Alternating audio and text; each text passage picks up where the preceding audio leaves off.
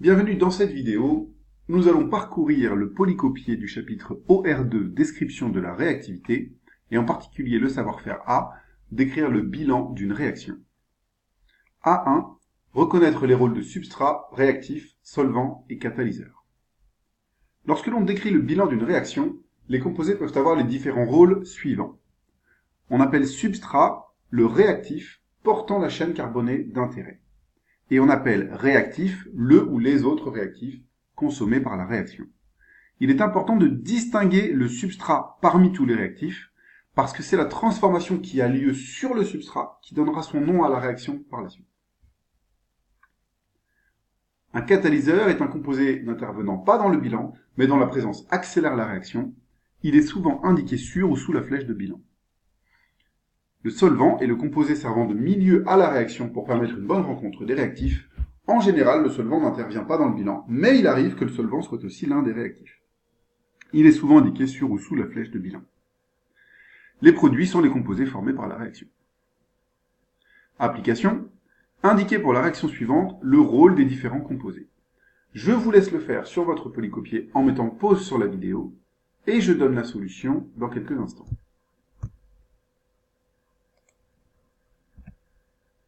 Voici la solution. Ici, parmi les deux réactifs, celui qui porte une chaîne carbonée est le propène, c'est donc lui le substrat. On appelle l'eau donc l'autre réactif. Ici, on voit que le solvant est l'eau, puisque la réaction se passe dans une solution à 10% de H2SO4. Donc ici, l'eau est à la fois réactif et solvant, et H2SO4 qui est ajouté en plus est sûrement un catalyseur. Le propanol est formé par la réaction, c'est le produit. A2. Reconnaître le type de réaction. Il existe trois grands types de transformations simples en chimie organique qu'il faut savoir reconnaître et nommer. À chaque fois, on s'intéresse à la transformation qui a lieu sur le substrat et pas sur les autres réactifs. Premièrement, une substitution, c'est quand l'un des groupes du substrat est substitué par un nouveau groupe. Une élimination, c'est quand deux groupes du substrat qui sont portés par des atomes voisins sont éliminés et qu'une double liaison se forme entre les deux atomes voisins. Il est très facile de reconnaître une élimination puisqu'on voit une double liaison se former dans la molécule. Une addition, c'est exactement l'inverse d'une élimination. C'est-à-dire qu'une double liaison du substrat va recevoir deux nouveaux groupes qui vont s'additionner sur deux atomes voisins, ce qui transforme la double liaison en une simple liaison. Et puis on peut également mentionner des réactions très simples, les réactions acide-base, qui peuvent aussi avoir lieu en chimie organique, dans lesquelles tout simplement un proton H+ est ajouté ou enlevé au substrat. On les verra plus en détail dans les chapitres OR3 et O4. Application. Indiquer si les réactions suivantes sont des substitutions, des éliminations ou des additions. Je vous laisse faire pause sur la vidéo pour le faire sur votre polycopier et je donne la solution dans quelques instants.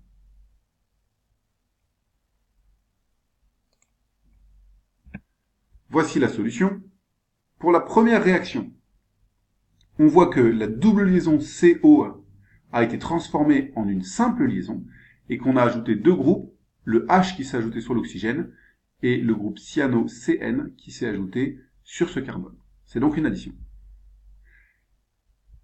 Pour la deuxième réaction, on voit qu'on a formé une double liaison en éliminant deux groupes, le groupe OH et un des hydrogènes portés par ce carbone, qui se sont ensuite mis ensemble pour former H2O. Donc c'est clairement une élimination.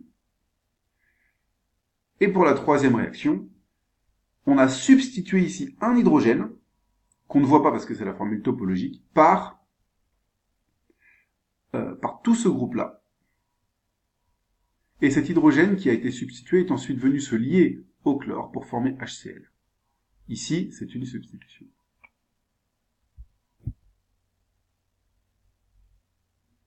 A3 à 5, décrire la sélectivité d'une réaction.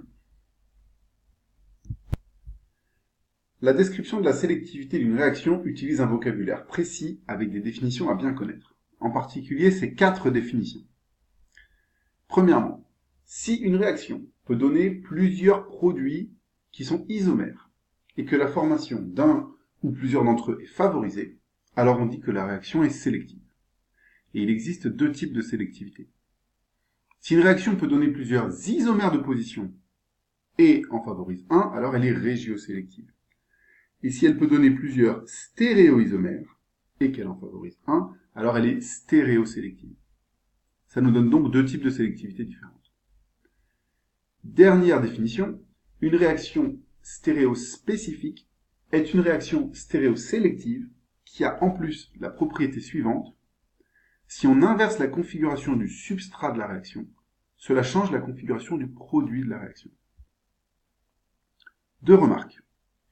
Premièrement, une réaction peut être à la fois régiosélective et stéréosélective, et même stéréospécifique. En effet, il est possible pour la réaction de former plusieurs isomères de position et d'en favoriser un, et pour cet isomère de position, de former plusieurs stéréoisomères et d'en favoriser un. Donc dans ces cas-là, elle est à la fois régiosélective et stéréosélective. Deuxième remarque, si une réaction ne peut donner qu'un seul produit sans autre isomère possible, alors il est inutile de se poser la question de savoir si elle est sélective ou non. C'est par exemple le cas de la substitution suivante. Ici, dans cette réaction, les ions cyanure viennent se substituer au brome pour donner ce composé-là. Or, comme c'est une substitution qui se passe sur le brome et qu'il n'y a pas d'autre brome dans la molécule, il n'y a pas d'autre isomère de position possible, et comme le produit obtenu n'a pas de carbone asymétrique, puisqu'ici les deux groupes méthyl sont identiques, il n'y a pas de stéréoisomère non plus possible. Il n'y a qu'un seul isomère possible, il est inutile de se demander si c'est régiosélectif ou stéréosélectif. Un exemple quand même ici où il y a régiosélectivité, toujours une substitution des ions cyanure, donc qui viennent se substituer à un brome, sauf que cette fois c'est une molécule qui a deux bromes. Donc les ions cyanure ont deux possibilités, venir se substituer sur ce carbone-là pour remplacer le brome, ou venir se substituer sur ce carbone-là pour remplacer le brome. Ce qui donnerait deux isomères de position. Comme on n'obtient qu'un seul isomère de position qui est celui-là, on dit que la réaction est régiosélective. Ici, la question de la stéréosélectivité serait toutefois superflue, parce que même s'il y a un carbone asymétrique dans la molécule, la réaction de substitution ne se produit pas sur lui. Elle ne peut donc pas donner d'autres stéréoisomères que celui-ci, puisqu'ici, quand les ions cyanure se placent sur ce carbone-là qui n'est pas asymétrique, il n'y a pas de notion de stéréochimie. Je vous propose une méthode pour bien repérer si une réaction est sélective ou non, et le type de sélectivité. L'idée est de se poser les questions suivantes dans cet ordre-là. Premièrement, la réaction peut-elle former plusieurs isomères de position du produit? Par exemple, y a-t-il d'autres groupes similaires à celui réagissant, mais placés différemment sur le substrat? Si oui, la formation de certains isomères est-elle favorisée? Et si c'est le cas, alors la réaction est régiosélective. Sinon, on peut affirmer qu'elle n'est pas régiosélective. Une fois qu'on a fait la régiosélectivité, on peut passer à la stéréosélectivité. Parmi les isomères de position formés, la réaction peut-elle former plusieurs stéréoisomères du produit? Si oui, certains sont-ils favorisés, et si c'est le cas, alors on dit que la réaction est stéréosélective. Si elle peut former plusieurs stéréoisomères, mais qu'aucun n'est favorisé, on peut affirmer qu'elle n'est pas stéréosélective. Et enfin, si la réaction est stéréosélective, et que l'on inverse la configuration du substrat, est-ce que cela inverse la configuration du produit? Si oui, elle est stéréospécifique, sinon on peut affirmer qu'elle n'est pas stéréospécifique. On va maintenant passer à des applications. Indiquer si les réactions suivantes sont régiosélectives, stéréosélectives ou stéréospécifiques, sachant qu'elles peuvent être aucun des trois, ou même les trois à la fois. Je vous laisse le faire vous-même sur votre polycopier en mettant pause sur la vidéo, et je donne la solution dans un instant. Voici la solution. Pour la première réaction, il n'y a pas d'autre isomère possible de ce produit-là. En effet, l'addition du H sur l'oxygène et du C sur ce carbone ne peut se faire que comme ceci, et le produit obtenu n'a pas de carbone asymétrique, donc pas de stéréoisomère possible, pas d'isomère de position possible. Ici, la question de la sélectivité ne se pose pas. Pour la deuxième réaction, qui est une substitution sur cet hydrogène-là, porté par le cycle aromatique, il y a par contre 5 isomères de position possibles. Puisque des hydrogènes qui ont le même type de réactivité que celui-là, il y en a 5 sur la molécule du substrat, 1, 2, 3, 4, 5. Donc qui pourrait donner 5 substitutions différentes et 5 isomères de position. Comme on voit qu'un seul isomère de position est formé, on dit que la réaction est régiosélective. Par contre, pas de carbone asymétrique. Ici, pas de stéréoisomères différents pouvant être formés. Donc la stéréosélectivité est hors sujet. Pour la troisième réaction, ici, on va aussi avoir une régiosélectivité. En effet, lorsqu'on ajoute H et Cl sur ces doubles liaisons CC, comme les deux carbones ont des réactivités similaires, on peut imaginer qu'on mette le H à droite et le chlore à gauche, comme ce qui est indiqué là, ou alors qu'on mette le chlore à gauche et le H à droite. Donc en fait, ici, on peut créer deux isomères de position. Mais on voit qu'un seul isomère de position a été formé, celui où le chlore est à gauche à chaque fois. Donc la réaction est régiosélective. Cet isomère de position qui a été favorisé a deux stéréoisomères possibles que peut former la réaction. Quand le chlore s'additionne, il peut s'additionner par devant et se retrouver devant, ou par derrière et se retrouver derrière. On voit que ces deux stéréoisomères, qui sont d'ailleurs des énantiomères, sont formés dans des quantités égales, 50, 50. Aucun n'est favorisé. On peut donc affirmer que cette réaction est régiosélective, mais qu'elle est non stéréosélective. Passons maintenant à la réaction 4. Pour la réaction 4, on élimine un groupe OH et un groupe H qui est sur un carbone adjacent. Ici, pour former cet alcène-là, il faut donc éliminer le groupe H qui est ici. Mais il existe un autre groupe H qui est positionné différemment sur la molécule.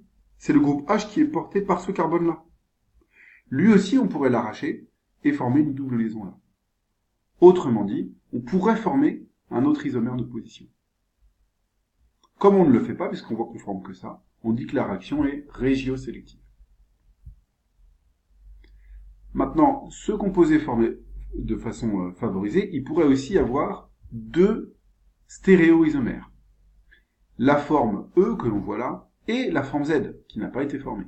Comme c'est la forme E qui a été faite uniquement, on dit que la réaction est stéréosélective. Enfin, on présente la même réaction ici pour laquelle on a inversé la configuration du carbone asymétrique du substrat. Et on voit que ça n'a aucun effet sur la configuration du produit, qui reste une configuration de double liaison E. Autrement dit, pour faire le bilan, on aurait pu former une double liaison à droite, mais on ne l'a pas fait. Donc la réaction est régiosélective.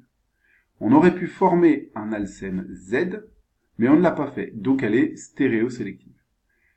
Et quand on a changé la configuration du substrat, ça n'a eu aucun effet, donc elle n'est pas stéréospécifique. Passons à la cinquième réaction. Ici, c'est une substitution du brome. Il n'y a pas d'autres bromes ou d'autres endroits où on pourrait faire une substitution similaire, donc la régiosélectivité est hors sujet. Par contre, lorsqu'on fait la substitution du brome, on pourrait obtenir ici deux stéréoisomères différents. Celui avec le groupe substitué vers l'arrière ou celui avec le groupe substitué vers l'avant, qui est d'ailleurs dessiné en dessous. On voit qu'on n'en a formé qu'un seul des deux. Donc on a stéréosélectivité. Maintenant, on voit que si on change la configuration du substrat, ici le brome était devant, si on met le brome derrière, et qu'on fait la même substitution, eh bien on obtient également une configuration inversée pour le produit. Si on fait le bilan, donc la régiosélectivité est hors sujet, la réaction pourrait former deux stéréoisomères, elle n'en forme qu'un, elle est donc stéréosélective, et si je change la configuration du substrat, ça inverse la configuration du produit, elle est donc stéréospécifique.